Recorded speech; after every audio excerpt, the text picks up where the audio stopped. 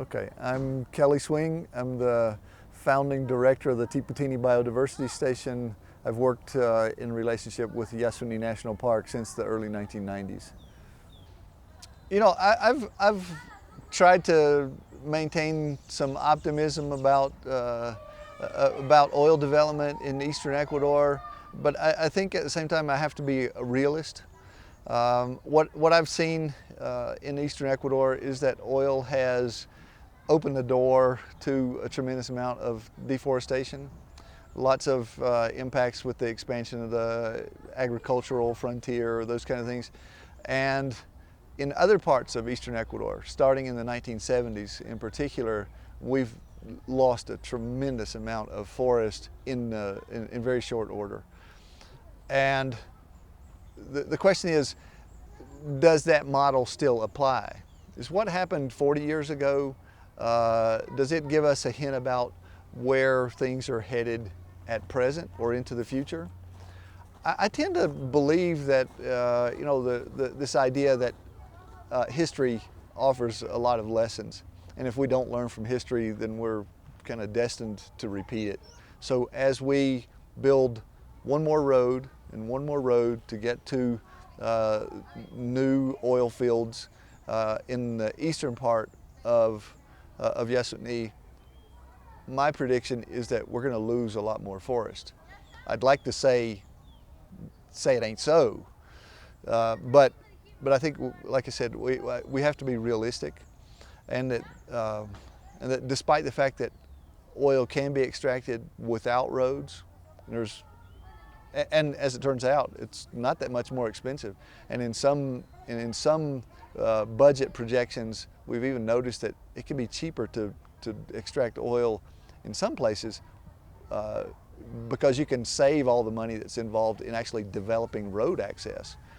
So my short answer for what's going to happen in eastern Ecuador is that I think we're going to be losing a lot of rainforest very quickly, and that in the next 20 years or so, we'll see the northern part of Yasuni, at least the northern part, converted into something that's very similar to what we saw in the 1970s and 1980s north of the Napo, just maybe 40, 50 kilometers away. On a personal level, I've been privileged to see so much of what Amazonia has to offer. I liken this in one way to being invited into Mother Nature's boudoir, and she has shown me a lot, right? It's this very, very unique opportunity that I've had. I've spent years in the most species diverse place on the planet, and so I've got a chance to see just tremendous fauna and flora and things that I'll never see again, things that nobody may ever witness again in the history of the planet. The best estimates is that there's more than 100,000 species per hectare. And a hectare, for people who think about feet and miles and acres and those kind of things, is about the same amount of space as the floor of a college or professional football stadium. Just about that much space. And to think that there's 100,000 species packed into that little space, most people immediately respond by saying, do you mean individuals, including all the insects and everything? No, we mean 100,000 different kinds of creatures, actually species. The best estimate is that 80% of the species in eastern Ecuador have not been described by science. They don't have scientific names. And I have to make another analogy here. If we don't know what's in the store, we certainly can't know what the value of those things are. For a country like Ecuador, this can be just an oppressive kind of responsibility, before the pressures of the world, or it can be this tremendous opportunity. So I also see this situation where Ecuador can make a choice to be a hero for nature forever, or be a villain, because of oil revenue forever as well. At this point, it's a matter of taking a position, making a strong decision, not to say we're not going to extract any more oil. I think every country has the sovereign right to take advantage of the natural resources that it has. But in this case, I think there needs to be a balance between just running out and taking those in the simplest way and not noticing that you have this other resource there based in biodiversity. And of course, the problem with this is that biodiversity doesn't have a known value, but oil does. And so when we say, well, let's save the biodiversity because it has some potential value, there's the rub. It's like, well, oil has a real value, and so oftentimes, right around the world, nature has gotten a big elbow right in the face because it hasn't shown its value, or we take its value in the form of services like clean air and fresh water for granted. We don't think we should pay for those things, and we never have. You know, there's a lot of steps in the process of extracting oil, and the first part is just finding out where it is. And so we start with this prospection kind of phase, where in Amazonia this involves typically a strategy that's referred to as seismic surveys. Seismic surveys basically, you might connect the word seismic to earthquakes. Well, it's basically a strategy of creating little earthquakes so you can figure out what's underground. Exactly like a child shakes a birthday present to figure out what's inside there. Well, if we can shake the earth, we can figure out what's underground, whether it's liquid or solid, and how deep that liquid is, and those kind of things. And so anyway, with the seismic surveys, we set up this grid system, and then basically the workers there will set up a series of listening devices, that are going to detect basically the vibrations through the ground on one part of that grid. And on another part of the grid, they'll actually drill some holes into the ground, usually 10 to 20 meters deep, and they'll put plastic explosives at the bottom of those holes. And that's going to be the shaking of the earth part, right? And so they have this system set up. They set off all the charges at one time, and that the reflections of the vibrations that are set off are recorded through those listening devices, and then there's this step of evaluating the information that comes from that so that we can determine where the oil is and how much there is. That process involves basically putting hundreds of people into the forest with equipment and noisy equipment, drilling equipment, different kinds of things, and walking around for weeks and weeks, and obviously disturbing the fauna. The trails they make now are only 1 or 2 meters wide, so the physical damage is somewhat limited, but it basically reaches every corner of the forest. It's hard to say that the level of impact is actually isolated anytime you're thinking about extracting oil from a place, because these seismic surveys affect almost the whole thing. And yes, over the last 20 years or so, I've seen some really important changes in the lives of most of the indigenous people that I interact with.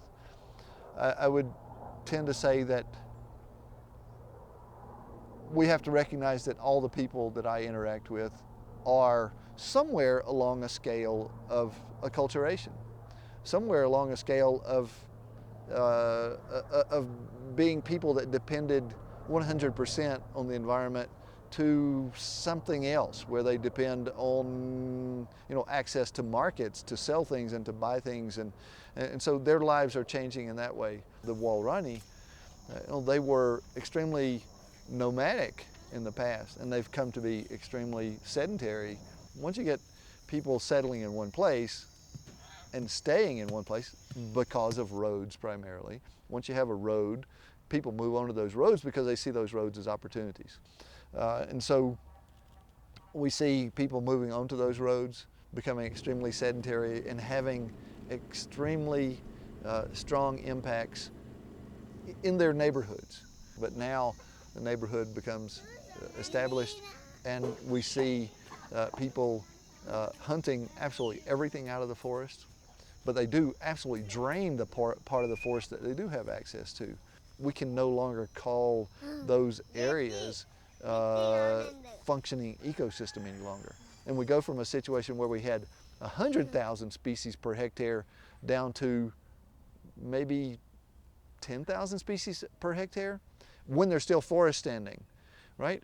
In the cases where we actually eliminate the forest, we probably go from that 100,000 number down to maybe 1,000.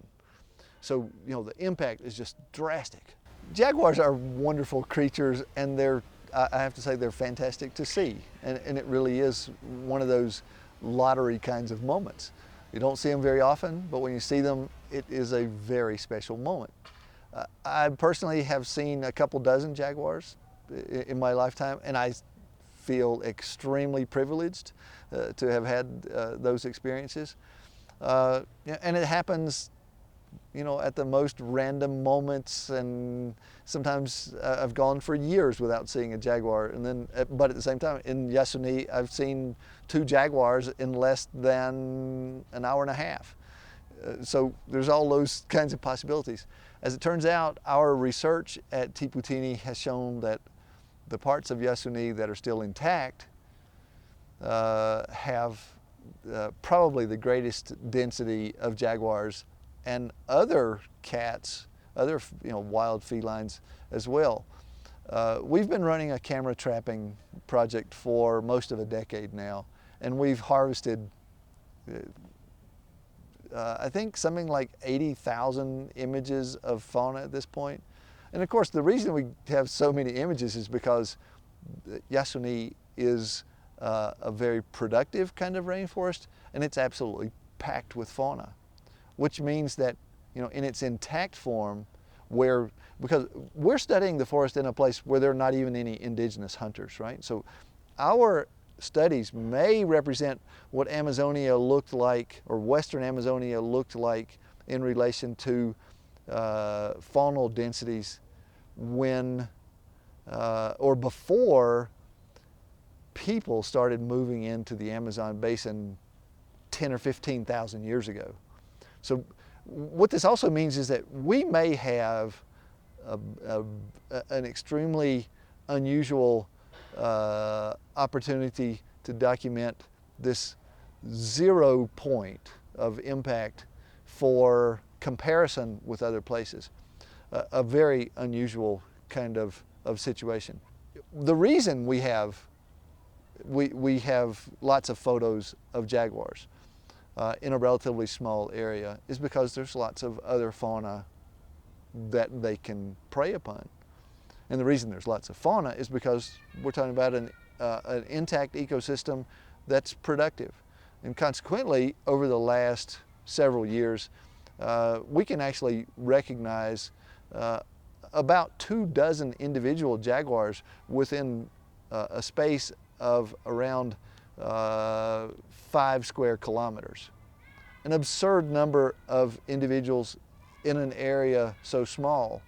And all of those, we can't say, we have 5 jaguars per square kilometers. That's not what we're saying, but we are saying that we have jaguars moving in and out of the area that we're actually monitoring, and that they do have a very high density, way more than we ever expected, because most studies on jaguars in the past have suggested that each individual requires something like 10 or 20 square kilometers so that it can have access to enough resources in the form of peccaries and deer and those kinds of things.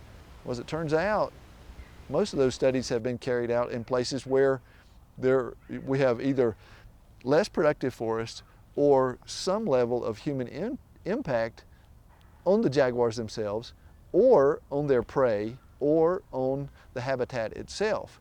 And so in our area, this also implies that it's so special that we may need to make really Herculean kinds of efforts to keep the part that still represents something that is absolutely ancestral.